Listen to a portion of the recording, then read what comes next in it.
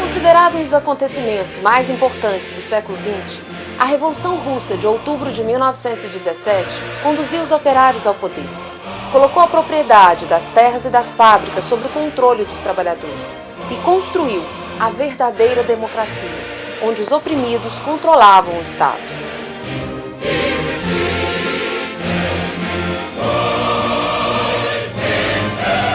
Na imprensa, nas escolas, nas universidades, a propaganda da burguesia dizia: não há nada superior ao capitalismo. A Revolução de Outubro de 1917 demonstrou outra coisa. Foi uma ação consciente dos trabalhadores, com o objetivo de superar a propriedade privada dos meios de produção e construir uma nova sociedade, o socialismo. Os trabalhadores no poder acabaram com o analfabetismo, a fome e o desemprego.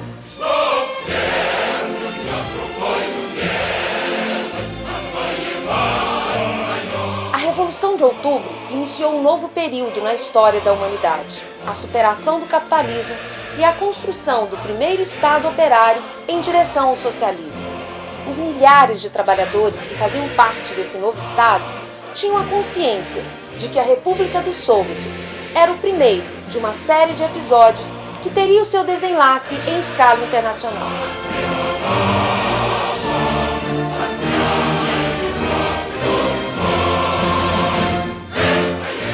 A Rússia era um país de grandes desigualdades. O Estado era controlado há séculos por uma nobreza dona de terras, seu representante máximo, o czar, uma monarquia que dirigia o país de forma ditatorial. O país não conhecia a democracia burguesa. Não haviam parlamentos, os sindicatos eram ilegais e os partidos não podiam atuar publicamente. Os ativistas e os membros dos partidos de esquerda eram perseguidos pela polícia, presos e muitos viviam no exílio. A Rússia controlava um império que oprimia, além do povo russo, vários outros países. Assim, ucranianos, georgianos e tantos outros viviam sob a opressão do exército do czar. A classe que controlava o Estado era a nobreza latifundiária, dona da maioria das terras na Rússia e no Império. Esta nobreza mantinha os camponeses sob uma brutal exploração. Eles não tinham terras e eram obrigados a pagar para plantar. Os camponeses lutavam pela reforma agrária, queriam terras. Mas apesar de ser um país cuja maioria da população vivia no campo, existia uma burguesia industrial e um numeroso proletariado concentrado em grandes fábricas nas principais cidades do país, Petrogrado e Moscou. A classe operária vivia em condições terríveis. Além dos baixos salários, não tinham a jornada de 8 horas que seus irmãos europeus tinham conquistado, e também queriam liberdade para organizar sindicatos e partidos. A burguesia tinha os seus partidos que lutavam por mais liberdades para o capital e queria uma república burguesa. O mais importante era o Partido dos Democratas Constitucionalistas, conhecido como Cadete. Mas na democracia da burguesia não cabiam as reivindicações da classe operária, nem jornada de 8 horas, nem a reforma agrária. Os burgueses temiam mais os operários organizados do que a ditadura czarista. A classe operária constrói seu partido no início do século XX, o Partido Operário Social Democrata Russo, vinculado à Segunda Internacional Socialista. Em função da repressão que existia na Rússia, sua direção vive no exterior, de onde escreve o jornal Iskra. O segundo congresso deste partido se realiza em 1903, onde se realiza um intenso debate. Como deveria se organizar o partido? Quem poderia ser considerado seu militante? A polêmica se concentra em torno ao artigo 1º do Estatuto. Assim, formam-se duas alas. De um lado, Martov dizia: militante é aquele que trabalha ativamente para executar as tarefas partidárias. Do outro, Lenin afirmava que seria reconhecido como militante aqueles que, além de reconhecer o programa do partido, o apoia com meios materiais e com sua participação em uma das organizações do partido. A proposta de Lenin tem maioria no Congresso e sua ala fica conhecida como bolchevique, que significa maioria em russo. A ala de Martov fica conhecida como menchevique, ou minoria em russo.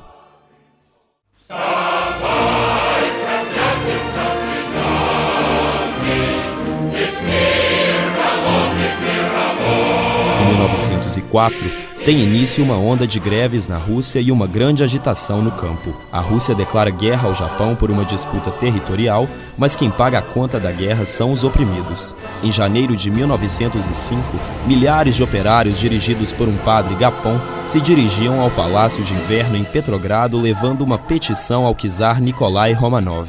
Reivindicavam a anistia e a convocação de uma Assembleia Constituinte. A manifestação era pacífica, mas a resposta do czar vem pelos canos das metralhadoras. Os corpos tombavam nas ruas, mais de 1.000 mortos e 2.000 feridos. Toda a Rússia se mobiliza. A luta dos operários acendeu a revolta dos camponeses e o rastilho conduziu o fogo aos quartéis e aos navios de guerra. As greves transformam-se no instrumento das batalhas. Os trabalhadores buscavam armas, assaltaram os arsenais do exército. Os marinheiros aderiram ao movimento e se recusaram a disparar contra o povo. Os camponeses, despertados pelo barulho das cidades, ocupam as terras, queimam palácios e se apossam das colheitas. No dia 14 de junho, a comida estragada servida aos marinheiros no encoraçado Potemkin levou à sublevação dos marinheiros. O czar Nicolau II lançou em agosto um manifesto dispondo-se a convocar eleições para um parlamento, a Duma, mas a luta seguia. Os trabalhadores gráficos que estavam em greve pela redução da jornada de trabalho e melhores salários elegem delegados para a formação de um conselho para coordenar a luta. A ideia se espalha para as fábricas e, em 13 de outubro, os operários construíram uma organização a partir de delegados eleitos nos locais de trabalho, chamado de Conselho ou Soviet em russo. Os social-democratas conquistam a legalidade de fato. Publicavam 3 diários cuja tiragem alcançava 100.000 exemplares. O Soviet é uma realidade, se espalha para vários distritos industriais, congrega 250.000 operários em Petrogrado, outros conselhos são constituídos em Moscou e em várias cidades industriais. Trotsky, o primeiro dirigente do Partido Social Democrata que retornou à Rússia, com apenas 25 anos é eleito presidente do Soviet e se converte no principal orador da Revolução. Após a greve geral de outubro e a promessa de uma constituinte, a burguesia liberal se alia à monarquia contra o movimento operário. No mês de dezembro, mais de 370.000 operários participam de greves com reivindicações fundamentalmente políticas. Em Moscou, uma insurreição resiste durante 9 dias às tropas do governo. No final de dezembro, o governo retoma o controle, o Soviet de Petrogrado é fechado e seus dirigentes presos. Tem início um período de reação com presos, deportados e fuzilamentos. Absorver a experiência da Revolução Russa é absolutamente indispensável para qualquer um que se dispõe a fazer revolução em qualquer país do mundo. E dentre as experiências da Revolução Russa, seguramente a mais importante de todas é a necessidade do Partido Revolucionário. A experiência de 1905 possibilitou a Lenin tirar uma conclusão fundamental para o transcurso da Revolução e o sucesso em outubro de 17. Logo depois do Domingo Sangrento, Lenin escreveu um artigo, Devemos Organizar a Insurreição, no qual ele aponta a necessidade de que houvesse uma insurreição dirigida pela classe operária e profunda organizada por um partido. Esse artigo causou uma enorme polêmica na social-democracia russa, porque os mencheviques tiraram uma conclusão óbvia. Um partido organizado com esse objetivo levaria a uma ruptura da aliança com a burguesia. Assim, a discussão e as polêmicas que existiam no interior da social-democracia em 1903 ao redor de um artigo sobre como organizar o partido tomavam a sua dimensão estratégica. Para quê? Qual era o objetivo do partido? Essa discussão, a conclusão dela, levou à vitória da Revolução Russa, porque se organizou um partido com critério de revolucionários profissionais profundamente enraizado na classe operária e estruturado em base ao centralismo democrático. Essa é uma experiência fascinante e ainda hoje a maior experiência de uma revolução vitoriosa. A Revolução Russa foi a única na história em que a classe operária tomou o poder através de seus próprios organismos, os soviets naquela época. Isso foi completamente diferente de outras revoluções também vitoriosas, apoiadas em outros setores sociais, dirigidas por exércitos guerrilheiros. No caso da Revolução Russa, a classe operária tomou o poder pelos seus organismos e foi dirigida por um partido revolucionário. Essa experiência tem um valor histórico inestimável. Mas ainda nos dias de hoje, existe uma campanha enorme, em particular a partir dos acontecimentos do leste europeu, com a queda das ditaduras stalinistas, que associa partido revolucionário a partido burocrático. A isso se acrescenta a experiência nefasta com os partidos nas democracias burguesas, como é o caso do PT, como é o caso dos partidos burgueses, com a corrupção, com as práticas de associações com setores burgueses, que ampliam esse sentimento antipartido hoje muito difundido na vanguarda. Bom, ao nosso modo de ver, essa não é uma discussão a mais. Superar esse sentimento antipartido com o objetivo de unir os melhores ativistas num partido revolucionário pode decidir a sorte da Revolução Brasileira, da mesma forma como resolveu positivamente a Revolução Russa com a vitória em outubro de 17. O partido bolchevique não foi organizado de um dia para outro. Não se improvisa um partido revolucionário. Ele foi produto de décadas de seleção dos quadros, de formação dos militantes, de aprofundamento das relações com o movimento operário, que são impossíveis de ser conseguidos no meio de uma crise revolucionária, a partir de um pequeno núcleo de revolucionários, mesmo decididos, mesmo com clareza política e programática. Isso é o produto da decantação de dezenas e dezenas de anos, de um esforço militante, de uma estrutura centralizada. Esse partido pôde ultrapassar os anos de refluxo, que vem desde a derrota de 1905 até 1917, porque tinha uma estrutura centralizada, com clareza programática, e que permitiu que, quando novamente viesse uma situação revolucionária, uma nova crise revolucionária, houvesse uma possibilidade de disputa pelo poder. E algumas características, a partir daí, se ressaltam. Uma delas é o centralismo democrático. Essa é uma discussão de primeira magnitude, porque o que existe difundido é uma associação entre centralismo democrático e burocracia.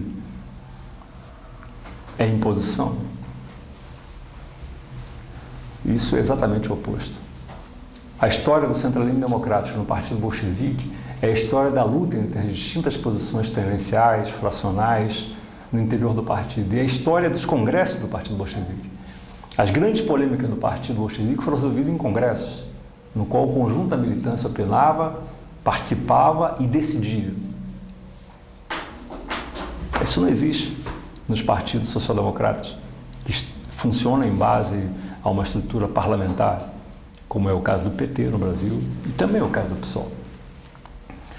Quem decide a política do partido do PT são os parlamentares, são os governantes. O Congresso do PT, que se reuniu antes da chegada de Lula ao governo, definiu uma posição contrária ao FMI. Lula no governo fez exatamente o oposto. O Congresso do PSOL recentemente definiu uma posição a favor do aborto.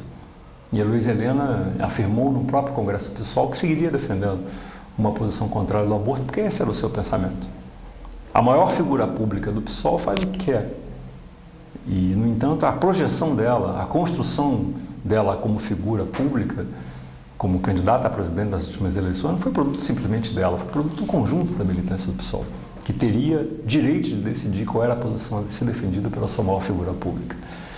Essa estrutura parlamentar, portanto, é uma estrutura profundamente burocrática, impositiva e autoritária, ao contrário do Partido Bolchevique, que definiu as suas posições em congressos. O centralismo democrático é o que possibilita a democracia nos partidos revolucionários. E isso tem uma enorme importância hoje para a construção de cada um dos ativistas, dos militantes, dos quadros no partido. Existem outras discussões que também têm uma importância enorme hoje para os ativistas. A ideia que é muito difundida é que se entra num partido para se arrumar, para subir na vida. E isso é verdade. Em grande parte dos partidos que funcionam em base a critérios eleitorais, se entra no partido com o objetivo de ser um assessor de parlamentar e amanhã ser um parlamentar, um vereador, depois um deputado, quem sabe um senador. O Partido Revolucionário é o oposto. A vida de um militante no Partido Revolucionário não é uma vida de quem tem vantagens materiais. Ao contrário, não se ganham coisas ao militar no Partido Revolucionário. Se paga para militar, se cotiza para que o partido possa ter uma existência, produzir seus jornais, bancar suas sedes. Mas seria errado pensar que a vida de um militante revolucionário é só uma vida de sacrifícios. Não é assim. Também é possível ver a vida de um militante como um crescimento muito importante que não seria possível por fora do partido. A vida de um militante tem um elemento desalienador que não se conquista por fora do partido. No interior de um partido, um militante cresce aprendendo a falar em público e se transforma num grande agitador. Cresce num conteúdo programático e se transforma num bom propagandista. Aprende a organizar pessoas. E isso não se consegue aprender numa escola, numa faculdade. E mais do que isso, se relaciona com outras pessoas de forma desalienada. É possível construir relações no interior de um partido revolucionário que tem a ver com um objetivo estratégico nosso, que é a revolução, a luta pelo poder. Também se constrói uma moral distinta no interior do Partido Revolucionário do que a moral do vale tudo que existe na sociedade como um todo. E esse partido está para ser construído. O PSTU é um ponto de apoio, é um embrião desse partido. E é possível que no Brasil a gente tenha um resultado na construção do Partido Revolucionário semelhante da Revolução Russa. Se é verdade que aprender a necessidade do partido é o principal ensinamento que a gente tem da Revolução Russa, é possível exercer isso na realidade brasileira de hoje, construindo o PSTU.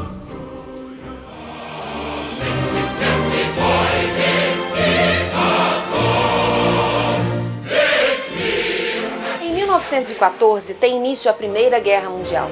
As potências imperialistas lutam pelo controle da Europa e das colônias espalhadas pelo mundo. De um lado, França, Inglaterra e Rússia. De outro, Alemanha, Áustria e Itália. Os mortos contam-se aos milhões. Foi a primeira vez em que a matança no capitalismo adquire o caráter de produção industrial, tanto pelo número de mortos quanto pela tecnologia aplicada à matança. A principal frente de guerra da Rússia era contra a Alemanha. O exército russo, mal equipado e maltrapilho, amarga derrotas humilhantes. Os partidos operários agrupados na Segunda Internacional se dividem. O principal partido da Internacional, o Partido Social Democrata Alemão, apoia a sua burguesia na guerra. O Partido Bolchevique e a oposição no Partido Alemão, com Rosa Luxemburgo e outros revolucionários, se agrupam na luta contra a guerra e o capitalismo. Na Rússia, milhões de camponeses são incorporados ao exército, que compensa sua inferioridade técnica com carne humana. Nas cidades, os operários são obrigados a alistar-se. A produção industrial cai, os preços disparam, em particular dos alimentos. As greves se multiplicam.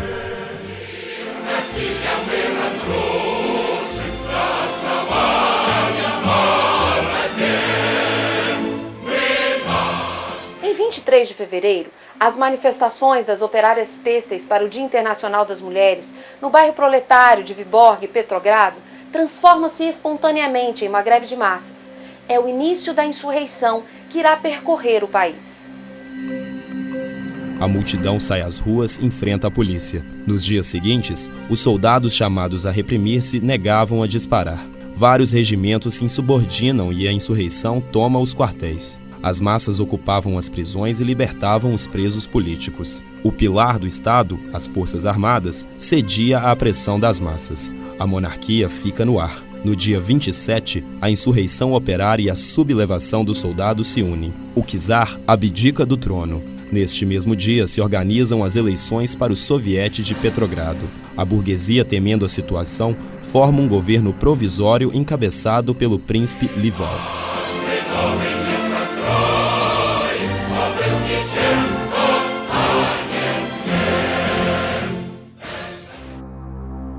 Quem derruba a monarquia é uma insurreição operária que imediatamente cria o soviete. Rapidamente, os trabalhadores se organizam nas fábricas, criam comitês de empresas, sindicatos e se organizam nos bairros. O soviete é o verdadeiro poder das massas que derruba a monarquia. Agora, a maioria da população quer a paz, os trabalhadores querem melhorar suas vidas, querem salário, 8 horas de trabalho, os camponeses querem a terra. Os sovietes controlam o abastecimento nas cidades e vigiam os preços. Nas fábricas, disputam com os burgueses o controle da produção. No exército, discutem as ordens dos generais. Tudo é votado e decidido democraticamente. Os delegados que compõem os sovietes são eleitos nos locais de trabalho, bairros, regimentos militares. Os partidos disputam cada delegado e estes podem ser destituídos pela base a qualquer momento. A revolução gerou um duplo poder.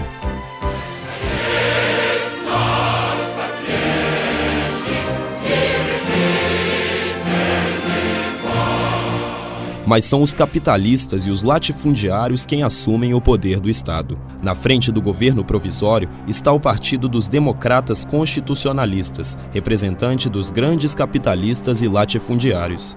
As massas têm ilusões de que terão suas reivindicações atendidas. No soviete, os social-revolucionários e os mencheviques são maioria e sustentam o governo.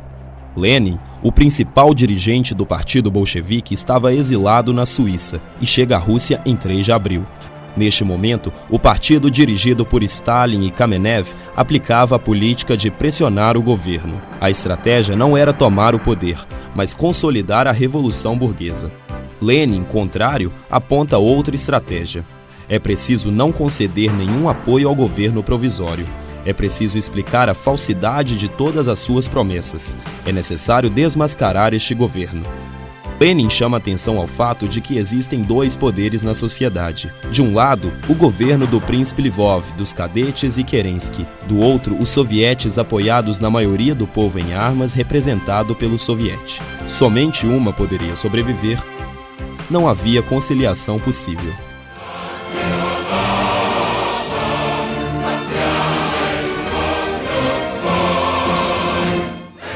O partido realiza uma conferência e aprova as teses de Lenin. Entre as massas, cresce a impaciência com o governo. Nenhuma medida foi tomada para acabar com a guerra. O partido realiza uma conferência e aprova as teses de Lenin. Entre as massas, cresce a impaciência com o governo, nenhuma medida é tomada para acabar com a guerra.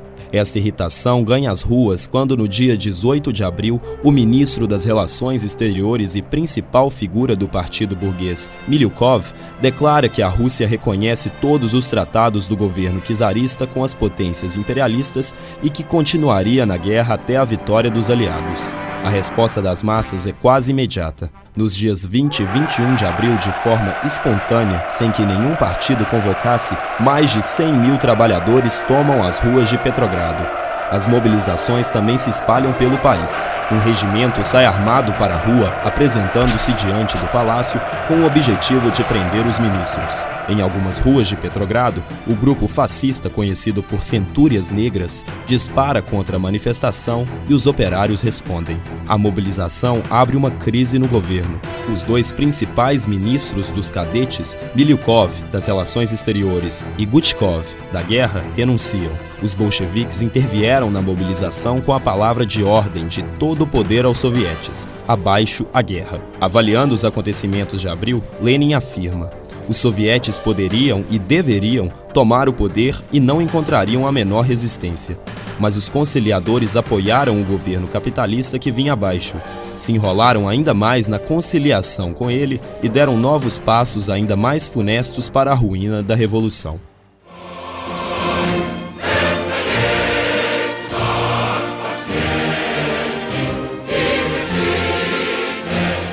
Em 4 de maio, Trotsky, ex-presidente do Soviet na Revolução de 1905, chega a Petrogrado. Convidado a intervir na reunião do Soviet, no momento em que os conciliadores discutiam sua entrada no governo provisório, Trotsky afirma: o governo de coalizão não acabará com o dualismo de poder. A revolução não perecerá devido a um governo de coalizão. Devemos lembrar 3 mandamentos: desconfiar da burguesia, controlar nossos próprios líderes e confiar em nossa força revolucionária.